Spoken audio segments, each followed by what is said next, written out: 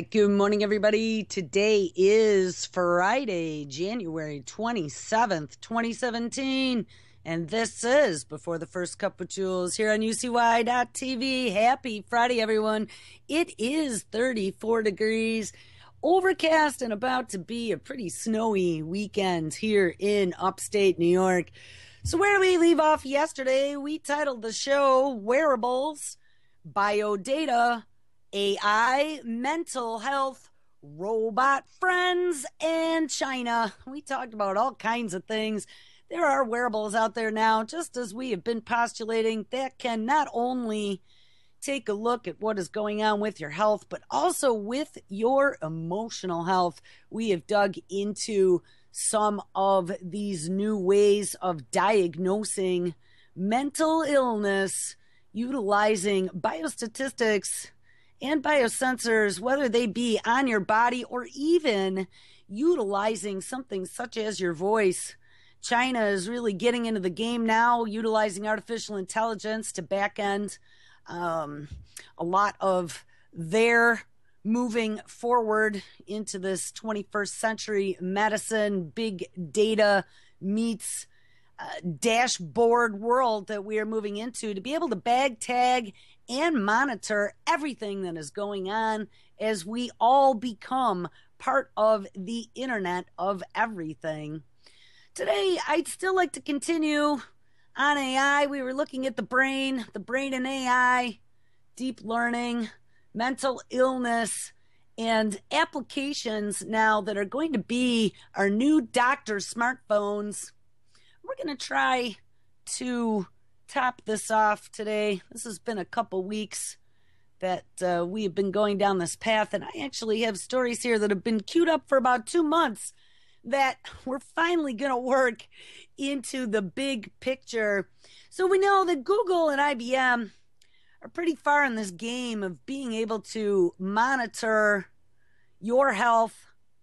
IBM is really big with Dr. Watson doing oncology and now learning to read genomics and scans and things of that nature. Google has been digging into mental health because they got good old Tommy Insel, former director of the National Institute of Mental Health over there. They are working on ways to find, I'm trying to think of the word, statistics, where they can point to some sort of stats that say, yes, anyone with this sort of reading has this sort of illness versus this reading with that illness. Right now in psychiatry, even though we have the DSM and there's all these listings of symptoms, we find out that a lot of this was never really quantified. I talked about a story that a listener had sent me yesterday, all about taking another look at schizophrenia and how the diagnosis of schizophrenia evolved in the DSM, and some of the inaccuracies from the very beginning that had occurred that no one has ever even gone back to look at or tried to re-diagnose. There are no solid tests that can be done from a biological perspective that they're using right now to do a diagnosis. So, of course, step right up. We got all kinds of new 21st century cures in medicine. Voice is going to be one, like I said. DNA is going to be another. And then, of course, these AI robot doctors that are so damn smart that they can see the smallest deviant from the norm and use that as an early warning sign to alert you to a potential problem in the future. If you guys remember back in December, as the guards were getting ready to change and Obama was inking things left and right just before he stepped out the door, one of the things that he did was gave a speech at Carnegie Mellon University, which is one of the big hubs for AI, as well as a lot of other mad science gone mad research. But he had talked about our future being dominated by artificial intelligence. He'd signed a lot of executive orders furthering these disruptive technologies. He had one for big data. There's all kinds of healthcare 21st Century Cures Act right before Christmas. Here's a story from December 20th, 2016. White House report, the future dominated by artificial intelligence brings productivity and inequality. And we have discussed this before. As the robots come to take all the jobs, they're going to have to do something with the people who no longer are employed. One of the big suggestions out there, and now we have experiments happening, I think I saw the other day, in 7 different countries now, as of 2017, this universal basic income, handing you money for doing nothing. And remember, I told you I learned in 5th grade from Mr. Feinauer, there is no free lunch. They are not just going to start handing us checks for sitting around doing nothing. And that number's going to grow and grow as you have places like McDonald's giving free Big Macs in Big Mac ATMs in Boston. I think that's going to be on Tuesday between 11 a.m. and 2 p.m. I saw a story about that yesterday. But I mean, we're seeing that even Carl Jr.'s was talking about doing kiosks within their stores when they were talking liberals wanted $15 an hour for minimum wage. The CEO of Carl Jr.'s, which I remember, I don't know what happened to him. He had been one of the names tossed out there to be job czar in the United States, labor secretary, whatever. So I thought that was kind of funny because CEO of Carl Jr.'s was talking about in a knee-jerk response to a $15 an hour minimum wage, he would start automating some of his restaurants. We've seen that there's the robot lawyer Ross, and that is back-ended to IBM Watson. We also have all kinds of positions now that are being lost this year or in the not-too-distant future to artificial intelligence. And a lot of these jobs are going to be white-collar jobs. We have DARPA working on this shape-shifting immune system for the internet. It's going to be able to monitor 24/7 the Internet of Things, which will include everything connected, not just servers, but us and our medical devices and our smart homes and our self-driving cars and our refrigerators. But they are going to create software that will be able to patrol 24/7 without the need of any type of network administrator and fix intrusions and patch holes without any human intervention. Think about that. Network administrator job and technical jobs are going to start drying up. We already have the programming dry up happening with all the outsourcing to places such as India. There's going to be a lot more as AI gets smarter than humans. And there was a story the other day. I actually queued that one up. I mentioned it yesterday. That AI right now is smarter than the average human. And we know through everything that we've studied that this is happening at an exponential rate. So if we are already at a level in 2017 that AI is smarter than the average human, where are we going to be even 5 years from now? And that's something that we need to consider. Back to this article, Future Dominated by AI. From talking speakers to virtual assistants to self-driving cars, artificial intelligence is slowly becoming a part of our lives. You know, it's encroaching. And that's the way they do it, very slowly, getting us comfortable, rolling it out little by little. It all started with our smart devices and becoming dependent on them, pushing that dopamine button, ding, every time you get a message.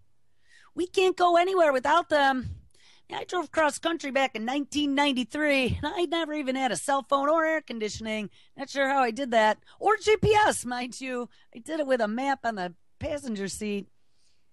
You know, people couldn't do that now. We've talked about as we outsource our thinking capability. We read a really disturbing story the other day about artificial intelligence and outsourcing our decisions to the machine so they can look at our day statistically and look at our biology and look at our biostats and determine when's the best time for you to eat, to exercise, to sleep, to take a crap, and to go see your best friend. Just by being able to look at your behaviors and then look at how that corresponds to your biostatistics. Well, Guys, that's in the not too distant future, as they are pushing us now with some of this 21st century cures for all of us to be healthy. Put on your Fitbit. Your Fitbit will be able to tell you how many steps you took. And in the future, whether or not there might be something going wrong through some of the chemicals that we read in your sweat, time to go see your doctor. Those will be pretty ubiquitous, I believe, as wearables as we move down this path. So anyway, from talking speakers and virtual assistants to self-driving cars, artificial intelligence is slowly becoming a part of our lives. And as progress continues and computer programs are able to perform more human jobs, how can we protect people from being displaced from the job market and from worsening economic inequality that might come from a rapid technological change? Governments are supposed to plan ahead, and the President's Council of Economic Advisors does exactly that. On December 20th, the Council of Economic Advisors released a report with its recommendations for the near future and how the country might be able to use more advanced technology while leaving as few people behind as possible. A job is a set of tasks, and most jobs cannot be completely automated. They estimate that while millions of jobs are at risk as AI advances and becomes more pervasive in the workplace and in our lives, the jobs most at risk of disappearing are lower paid, lower skilled jobs. And I am going to argue with that because it looks like it is going to be across the board. Dr. Watson is outperforming boardrooms of 20 seasoned oncologists in diagnosing and coming up with treatments that were never thought of for cancer. Oncologists are very high paid positions. Robot lawyer Ross also is another intelligent white collar job that requires lots of education, that makes a good salary. And if Ross pans out well, why would not law firms look at hiring some sort of AI software as a service as a junior lawyer? We also read about HR utilizing artificial intelligence to do interviews and that type of thing. I mean, as they get better and better, looking at micro expressions and these kiosk lie detectors, why would you not pay $29.95 to subscribe to an HR executive software application to screen your employees and save yourself a full-time HR director? A lot of these things can be automated. So I really think that there is going to be a big crisis here. It is not going to be just the Hardee's jobs and McDonald's. It is difficult to make more precise predictions because AI is not a single thing. AI is not a single technology, but rather a collection of technologies that are applied to a specific task. And the effects of AI will be felt unevenly throughout the economy. And remember that Ginny Rometty, CEO of IBM, had said that within the next 5 years, Watson is going to touch every single one of our lives in some way or another. We read, I think it was Monday, even Sears is employing Watson to help give recommendations and add intelligence to the back end of tire shopping at Sears Tire Centers. And remember, people, this is just the beginning. Some tasks will be more easily automated than others, and some jobs will be affected more than others, both negatively and positively. We also saw a while back that they had full-blown accounting that was being done by AI as well, tax preparation and that type of thing. And I mean, it can only get easier for the machine as they gain more and more information.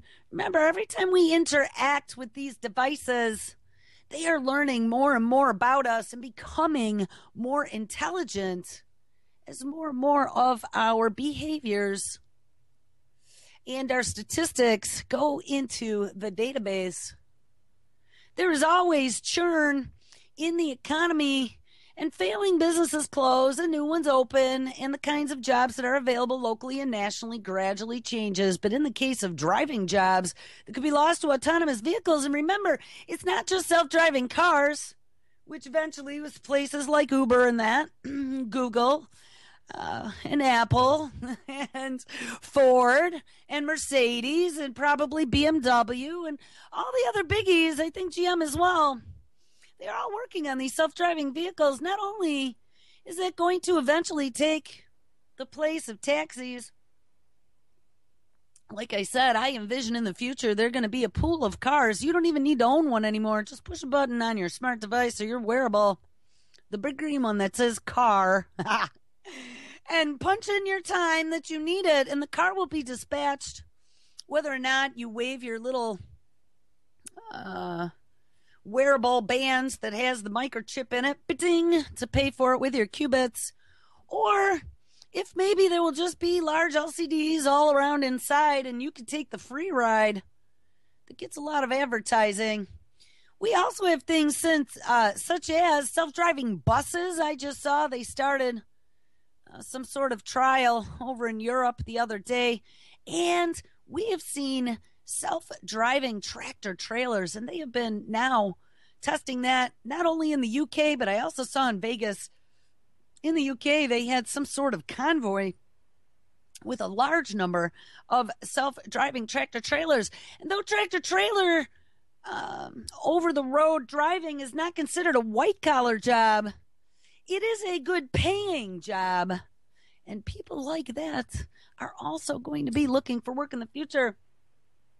Taxi drivers, bus drivers that are employed by large regional transit systems, probably some sort of city or county job there. I mean, this is going to be crazy. In the case of driving jobs that could be lost to autonomous vehicles, for example, not everyone who has a job that includes driving will be put out of work. Though some people currently working as, and this is exactly what we just said, drivers of buses, trucks, and delivery vehicles would still need to ride along. And I think I saw that there was some delivery vehicle. I think they might have been testing it in like a USPS or FedEx truck or something. And they had the guy sitting in the passenger seat. And the truck, actually it was a tractor trailer. And the truck was driving by itself. I mean, talk about paranoia. I can't even sit in a passenger seat when I have a human driver without slamming my foot on the floor looking for the brake. Could you imagine, like, no one sitting in that seat, the steering wheel's turning, and you're just going, whoa, whoa, whoa. That would not be fun. It would take a lot of getting used to. Anyway, greater productivity drives economic growth, but governments are in charge of looking out for and protecting its citizens, not necessarily their robots. Yes, they're going to keep us safe. The Council of Economic Advisors has some ideas for how to protect individuals and jobs, which include familiar progressive political goals like making sure science, ding, technology, ding, engineering, ding, and math, more affectionately known as STEM education, is available to a diverse range of Americans. And, I was just thinking, too, after this whole policy, and then Obama had some sort of executive order, and then they put out some sort of edict. They, just a week or so ago, all met in, I think it's in Switzerland, like they have it every year in Davos. Had their Davos 2017 conference. Ginny Remedy was there. Actually, let me see how long this is, because I might. It's almost an hour. I just might. One day next week. 56 minutes and 55 seconds. Davos 2017 on artificial intelligence. And there is a panel of 4 individuals, all in the high-tech sector, talking about AI and what is coming. And Ginny Remedy is one of them. So I don't know. Maybe we'll do that next week for one of the shows. But they had some long, in-depth discussions as to what that means for the global economy. Here's a story out of Futurism. This also from December, Dawn of AI. Congress is discussing what we will do in a world run by robots. Last week, so this must have been the very end of November, The U.S. Senate Subcommittee on Space, Science, and Competitiveness focused on the impact AI has on various sectors of U.S. society. Scientists predict that investments in AI will increase by more than 300%. And like I told you, all of these disruptive technologies are going to make bazillions of dollars over the next few years. And that's what it says. It'll increase more than 300% over the next few years, meaning that AI will have a more prominent role in society. Ted Cruz opened up a meeting at the end of November for the hearing of the U.S. Senate Subintelligence Committee on Space, Science, and Competitiveness with a description of the changing landscape of technology. Quote, whether we recognize it or not, artificial intelligence is already seeping into our daily lives, unquote. Senator Cruz explained that scientists are predicting how investments in AI will increase by more than 300%. And with that in mind, the subcommittee's hearing focused on the impact AI has on various sectors of our U.S. society and how best to ensure the U.S. leadership in AI development. The hearing came at a time when developments in computing are giving rise to faster and smarter AI. Dr. Andrew Moore from Carnegie Mellon, ding, and Dr. Eric Horvitz, managing director at Microsoft Research Lab, both stress how increased computing speed, digital data sets, and development of deep learning techniques have created an, quote, inflection point, unquote, for the rapid development of AI. And that's pretty much what has happened. The Trinity has occurred. DARPA, Google, and Kurzweil, they are bringing this together. The Singularity is on its way. There is no longer a concern about not having bigger, faster, smarter. It is happening. We have cloud computing. We have cloud computing resources that are just about at an unlimited capacity right now on demand. That's very frightening. And we have this arms race going on.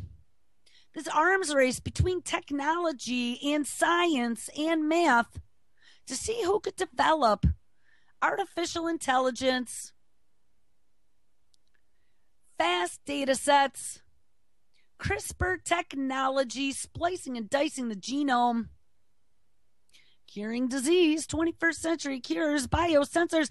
Everybody is competing because the first ones that get there win the big fat prize of profit. And you and I are going to be the product, and we are going to be the guinea pigs.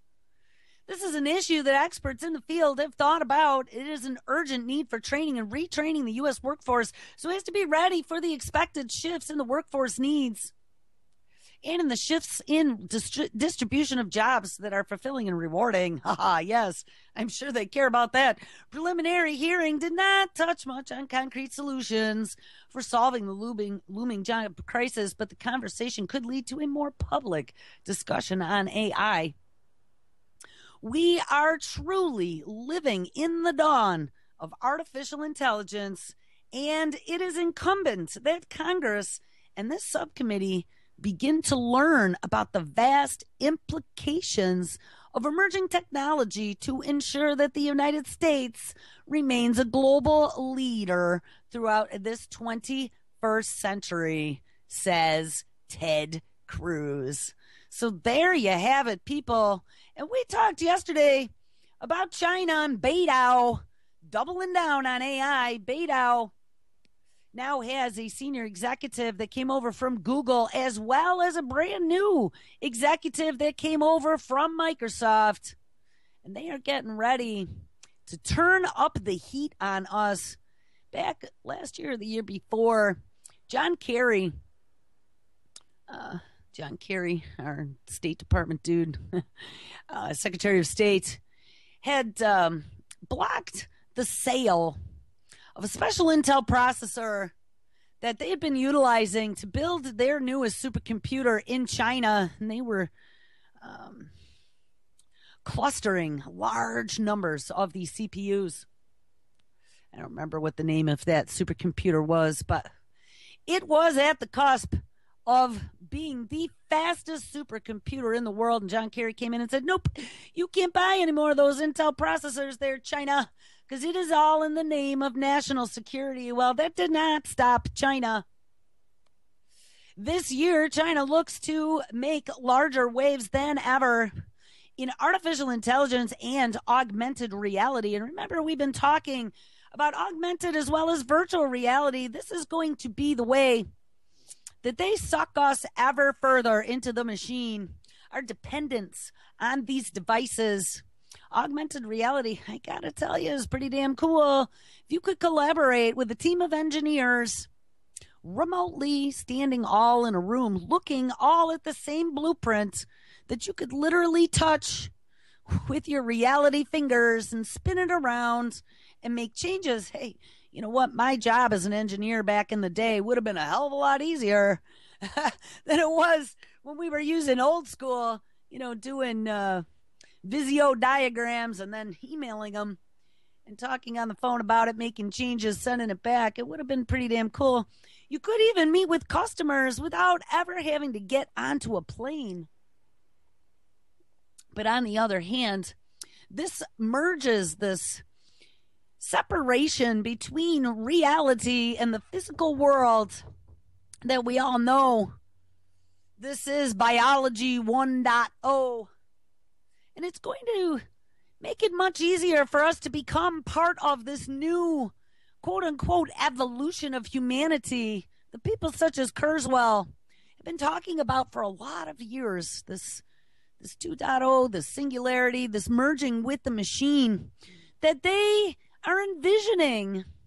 They are in the process of executing right now. The nation's search giant, Beidou, and that is the Chinese equivalent of Google, is leading the charge, already making serious headway in AI research. It now has announced that it is a former Microsoft executive, Qi Lu, taking over as chief operating officer. Lu ran the application and services division at Microsoft, but according to The Verge, a large part of his remit was developing strategies for artificial intelligence and chatbots. And in a statement, Beidou cites hiring Lu as part of its plan to become a, quote, global leader in AI. The race is on, people. Meanwhile, Beidou's chief scientist, Andrew Ng, that's N-G, Ng, has announced, and I think he was the guy that came from Google, that the company is opening a new augmented reality lab in Beijing. Beidou has already made progress in AR using computer vision and deep learning to add an extra layer of real world for millions of people. But the new plan aims to use a 55-strong lab to increase revenue by building augmented reality marketing tools, though it is thought that the company will also consider healthcare and education applications in the future. Good old Beidou. But Beidou is not alone in pushing forward. Last year, Chinese internet giant Tencent, so that's the first I've heard from them, the company behind the hugely successful mobile app called WeChat, which has 846 million active users, said it was determined to build a formidable AI lab. And it plans to start publishing its work at conferences this year.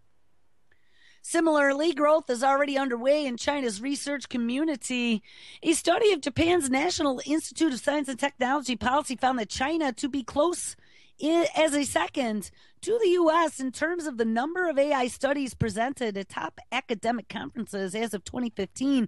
And a U.S. government report says that the number of papers published by Chinese researchers mentioning deep learning already exceeds the number published by U.S. researchers, all of which has seen South China Morning Post label AI and AR as must-haves in any self-respecting Chinese investment portfolio. No kidding. This year, it seems many U.S. tech companies might find themselves looking east to identify their competition. There was another story. This one came out a few days ago. China says its world's first exascale supercomputer is almost complete. Here we go. Like I said, they were getting ready to take the lead in supercomputing, and it looks like carries blocking their purchase of processors didn't stop them. If you have never heard of an Exoscale computer before, you have if you've listened to Before the First Cup. Known unofficially as a supercomputer, don't worry because it doesn't even exist yet. But 2017 could be the year that all changes because China just announced its world's first exascale supercomputer prototype is due for completion in the coming months. And if this thing works as it should, it will be the fastest computer in the world capable of performing 1 quintillion, which is a billion calculations per second. The country's National Supercomputing Center announced this week that completion of the prototype is way ahead of schedule and is expected to be completed in 2017 rather than in 2018 as originally predicted. It will take another couple years before the finished prototype will be developed into a fully functioning model, but if things go according to plan, it is going to be seriously worth the wait. The complete computing system of exascale supercomputing and its applications can be expected by 2020, and it will be 200 times more powerful than the country's first petaflop computer. And here it is, the Tianhe 1, recognized as the world's fastest in 2010. That was the one that they had us, but then we beat them again. But it looks like they're about ready to take the lead. Not content to rest on the laurels of its Tianhe 1 supercomputer, China has since developed the Tianhe 2, which in 2015 was then again named the most powerful computer in the world, the 6th time in a row that Chinese supercomputers topped the Supercomputing Research Group's top 500 biannual chart. Most recently, China revealed its fastest new supercomputer, the Sunway Tianhe Lite, hit a peak performance of 124.5 petaflops, making it the world's first system to exceed 100 petaflops. And to give you an idea of how insane an exascale computer is, the Sunway Tianhe Lite is capable of quadrillions of calculations per second. That is 1,000,000,000,000,000,000,000,000 calculations per second. Guys, Skynet cannot be too far away if it hasn't already appeared. Just think about this. So is AI, and these apps are getting smarter and smarter. Deep learning is getting deeper and deeper, and their understanding of biology is getting more and more minuscule on a DNA level. They're able to run data sets and look at comparisons and connect the dots to all kinds of things. Just imagine that software running on something like this. Like I said, the days of the past where we never had bigger, faster, and smarter don't exist anymore. And just to blow your mind further, quintillion is a number that is usually only used for explaining the mass of Earth in tons or the numbers of molecules in the human brain. The U.S. also has an exascale computer in the works. I think that's a DARPA project, actually, but it doesn't expect its model to be up and running before 2023. But according to the Department of Energy, maybe it's DOE, the exascale computing project will revolutionize the research industry, and they do not use that word lightly. With the top 2 supercomputers in the world currently residing in China and a new leader reportedly on the way, the U.S. will struggle to beat them in the coming years. It has 5 in the world's top 10 list, but they are many times less powerful than China's top 2. So put on a seatbelt, people, because it is coming. AI and robots taking jobs. People laugh at that, and there's, coming out at these world forums going, don't worry about it. The robots are not coming to take all the jobs. I've literally seen a few stories over the last 2 or 3 months that have said that, they are very wrong. Scientists have now built an AI that is smarter than most adults. This is from January 19, 2017. Computers can already hold massive amounts of instantly retrievable data in a manner that puts most humans to shame. But getting them to actually display intelligence is an entirely different challenge. A team of researchers at Northwestern University just made some huge strides toward that goal with a computational model that actually outperforms the average American adult in a standard intelligence test. As Phys.org reports, the witty computer system utilizes an AI platform called CogSketch that gives it the power to solve visual problems by looking at them, which is something that traditionally held back many examples of AI. Robot googly eyes, like I said. But being able to visually understand, interpret, and then use the data to come to a solution brings the computer system closer to the functioning of a human brain than many before it. And so the team pitted its creation against a popular standardized test called Raven's Progressive Matrices. The Raven's test, or RPM for short, is comprised of 60 multiple choice questions that measure the taker's ability to reason using visual puzzles. And I remember taking this test, actually. It's all the different squares and certain blocks colored in and circles with certain blocks colored in. For each series of questions, there are shapes given in the test that the subject must do is to identify the patterns and then select whichever shape should logically come next. The researchers' AI performed extremely well on the test, placing in the 75th percentile of American adults. And what is more, the places where the AI stumbled are also the spots where human test takers have gotten stuck. That's kind of frightening. So most artificial intelligence research today concerning vision focuses on recognition or labeling what is in a scene rather than reasoning about it. But recognition is only useful if it supports subsequent reasoning. Our research provides an important step forward, understanding visual reasoning more broadly. And basically, the day when computers enslave humanity, it says, is just around the corner. You know, people laugh. That was done tongue in cheek at the end of that story, but I hate to tell you, it's not a joke, people.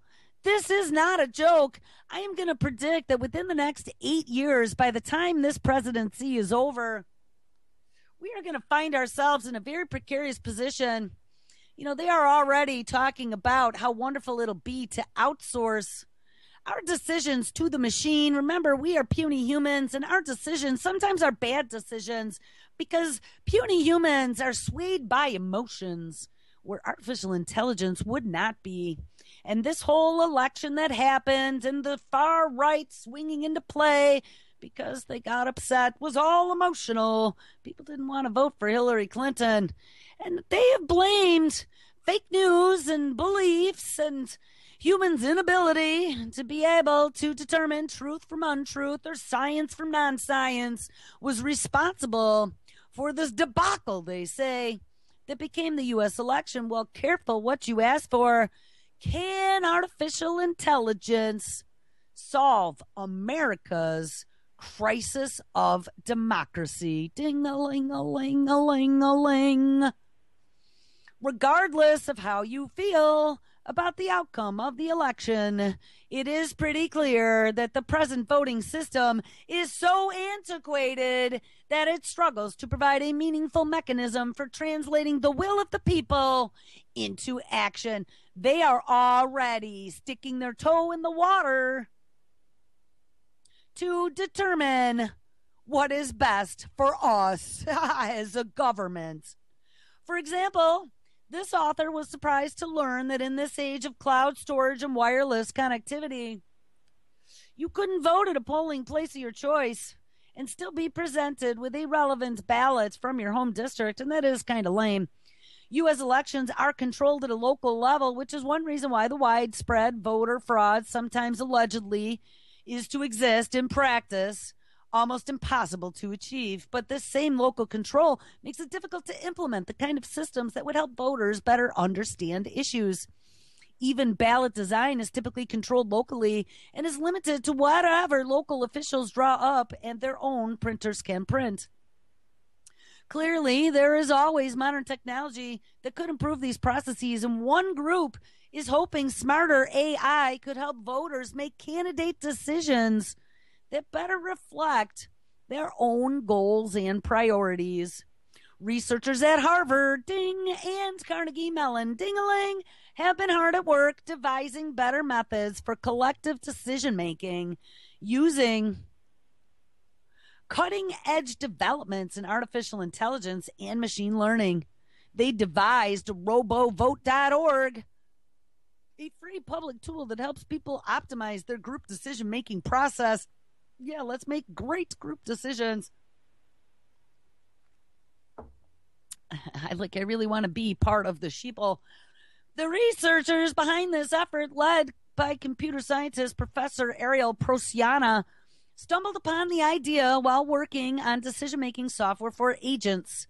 The aha moment came when he realized that the same toolset could be used to help AI make better decisions, and it could be leveraged to help groups of people make better decisions as well. Their system comes in two flavors. One helps people assess objectively determinable questions such as which company to invest in based upon projected revenue. But the other is intended for questions with subjective valuations, such as which toppings a group should order on a pizza that they all are sharing. Oh, yes, how quaint is that? While the first type of question is straightforward, since it doesn't involve people's feelings or options, the other is trickier. And to answer questions involving subjective valuation, the researchers behind RoboVote turn to utility theory. Utility theory presents the concept of the utility maximizing agent, for whom each decision comes with a concomitant cost and benefit. And then they derive a group of individuals' unique utility functions for giving a choice, and you can pool the results and arrive at an equation that maximizes the collective utility of the group. This is conceptually similar to a practice of ranked voting or preferential voting, which allows voters to rank candidates rather than simply choose a single candidate. And in a hypothetical three-way election between Jack Johnson, John Jackson, and Richard Nixon, voters choose their first, second, and third choice. And in the event that no candidate receives at least 50% of the popular vote, the first place votes for the least popular candidate are then redistributed to the other two candidates based on the second place selection of those voters. This AI-based process is a good deal less intuitive than our current voting system. It would need to be an option that people could consult through an election campaign rather than simply at a polling station. And there are questions about how and if users would accept its recommendations as valid, especially if the AI determined that the best candidate for a user to vote for based on their stated goals and priorities was different than the candidate they themselves were inclined to support. But as it's refined and developed further, it could provide a valuable tool for helping voters evaluate candidates, potentially more valuable than the systems we currently have in place. How horrifying is that? So in the future, puny humans, you don't even have the capability of evaluating candidates and what they stand for to even be able to come up with one choice that maybe is the best choice. But don't worry about it, Johnny, because IBM Watson will be able to help you potentially in the future. And so we're running down this path. AI is going all balls out. We have supercomputing to the nth degree. We find out China's way ahead of the game with big pulsating superhuman brains, super exoscale computing on the way. And we're pissing them off in the South China Sea right now. Doesn't sound like a very good plan. Experts predict that by 2040, more crime will be committed by machines than by humans. With the Internet of Things integrating technology into our daily lives more and more, the widespread use of AI could bring with it more AI-powered crime. For the last couple decades, the trend in technological development has been toward maximizing the capabilities of computers and machines to do tasks that people would rather not do, or at least ones that machines could do cheaper. In an interview with Rankantur, Chief Strategy and Innovation Officer for the Future Laboratory, Tracy Fellows predicts that 35% of jobs currently done by humans could be taken over by robots one day, and these would include jobs that are either tedious or dangerous, saving innumerable hours and, of course, lives. The landmark achievement of the 21st century is arguably artificial intelligence, and with the writing of some strings of code, machines can now perceive their environment, process relevant information, execute actions that provide the highest probability for success. And further innovations in AI are often driven by the elimination of human error in day-to-day tasks. The increased reliance on AI, however, comes with considerable risks, and we have talked about that extensively. AI intelligence, whatever form it may take, is run by a specific set of commands, and this renders it vulnerable to hacking and many other forms of attack and manipulation. And in that same interview, Fellow also predicts that by 2040, more crime will be committed by machines than by humans. And while most machines powered by AI are programmed to do specific jobs, these technological wonders could also be commanded to learn. And we already have seen two examples of that through Google's AI, with learning to translate between two languages that it had not learned before, and creating its own cipher to do that Rosetta Stone translation. And also, it came up with its own encryption key. And actually, there was another one. There was AI software, so maybe there were three. Their AI software created its own AI software without being shown how to. So it was pretty scary. And exceptionally powerful programs could be wired to learn how to bypass security measures and wreak havoc with classified information, GPS telemetry, sensor input, etc. And that's one thing we have to worry about. Places like China that have computers that are way more powerful than ours, that they can put the software on that then goes out and scans all the endpoints out of the internet, starts doing encryption, cracking, and that type of thing at lightning speeds, at trillions, quadrillions of calculations per second. I don't believe that that is impossible at all. And what's more problematic is that this coincides with the integration of the Internet of Things, the presence of the internet in day-to-day living, and with more devices being retooled to facilitate easier living, we are surrounding ourselves with more ways to be victimized by cybercrime. So look out, because DARPA is already working on that shape-shifting immune system to protect that vulnerable Internet of Everything. Thankfully, the future isn't grim. Ex-FBI counterterrorism operative and present carbon black national security strategist Eric O'Neill is confident that with so much at stake, companies invested in the Internet of Things will act way before an attack even happens, preempting possible hacks or security breaches. He says as the good guys become more active in remediating threats before hackers launch their attacks, espionage and digital fraud will become far less economically beneficial for the bad guys. Well, good thing. So where are we heading? Like I said, we had this unholy trinity that happened back a few years ago. Google, DARPA, Kurzweil.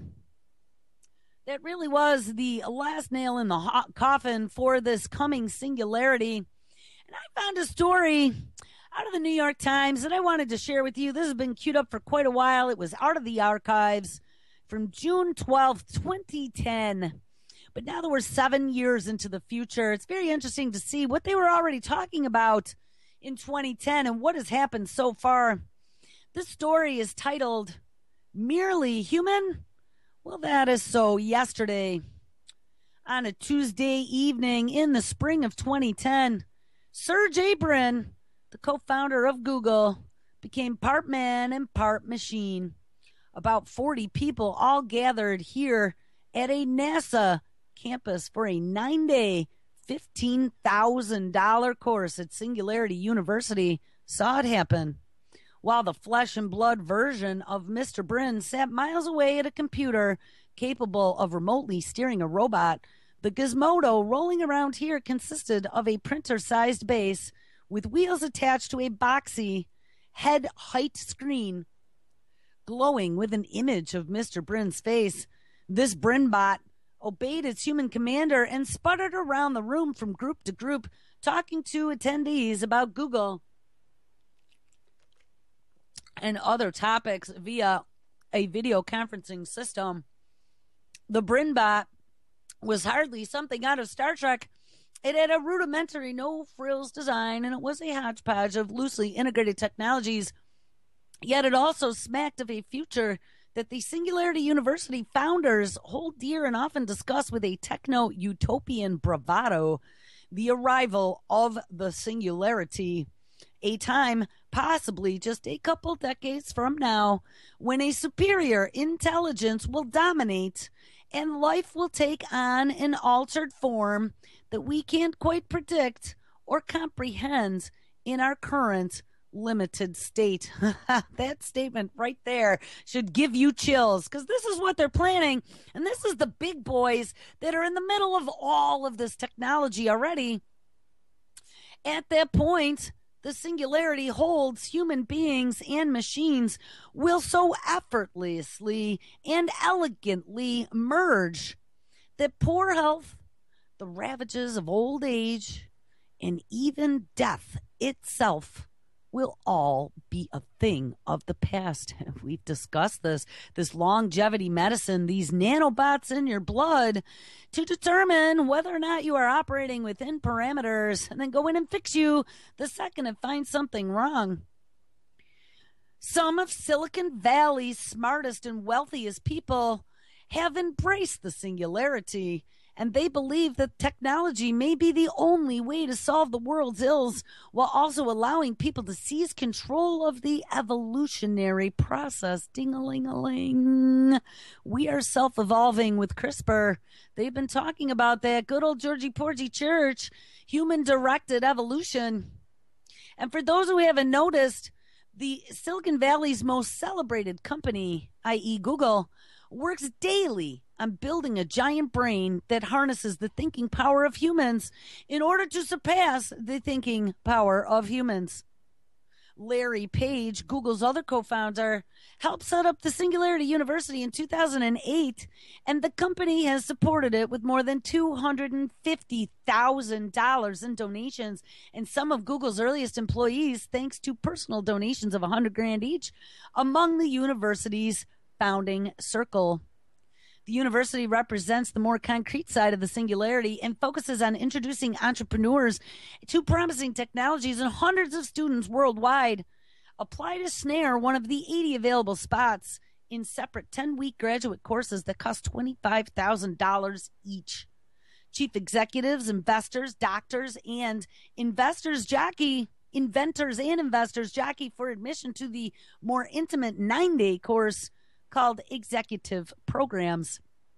Both courses include FaceTime with leading thinkers in the areas of nanotechnology, artificial intelligence, energy, biotech, robotics, and supercomputing.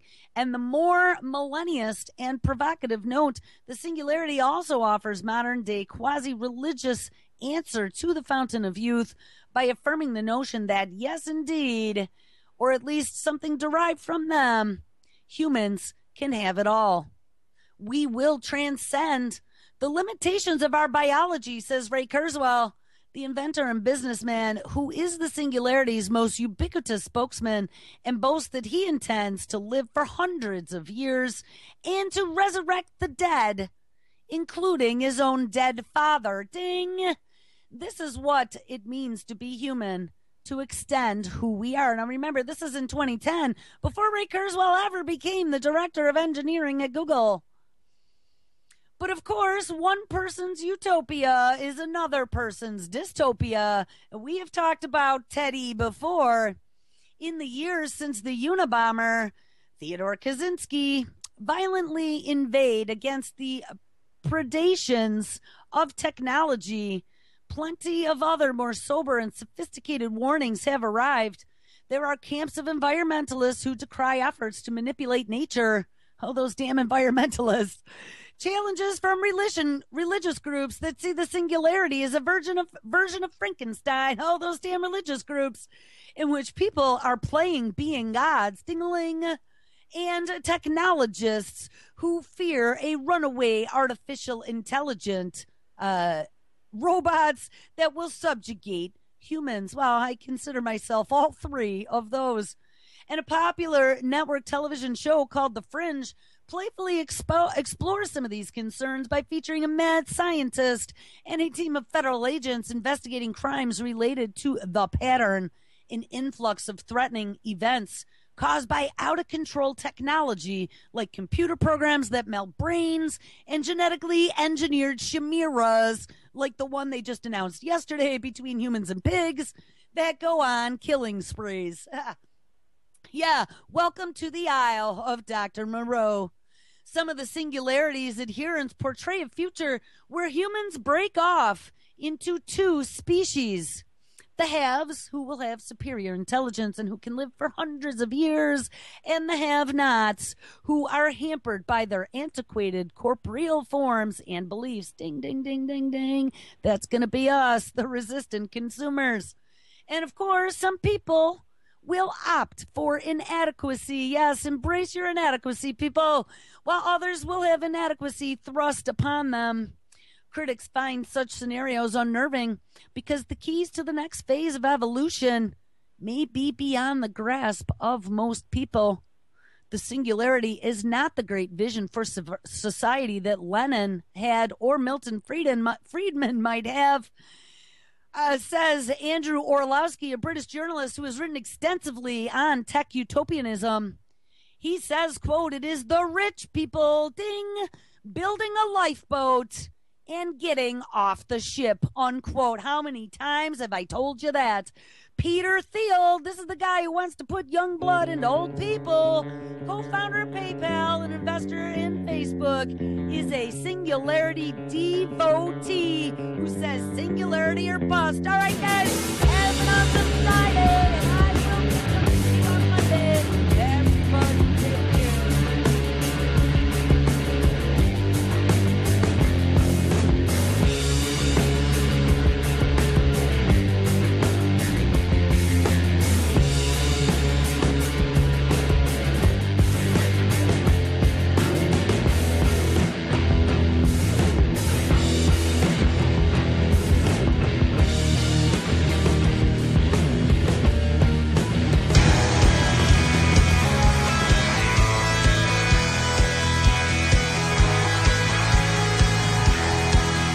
This is Exoscale.